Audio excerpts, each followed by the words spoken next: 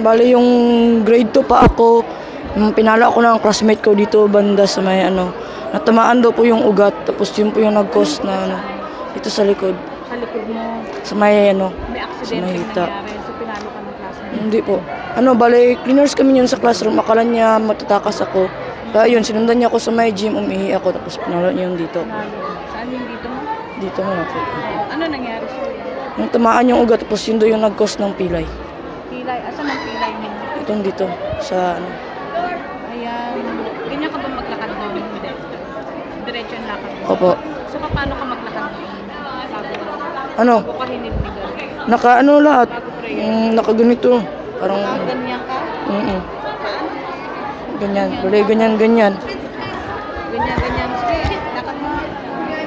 Ganyan yung dati. Ngayon, after, sino nag-pray sa'yo? Si ate at si mama. Nag-pray ka? Yun, nag-effect siya, nag-heal. Paano nalakad mo ngayon? Ito na.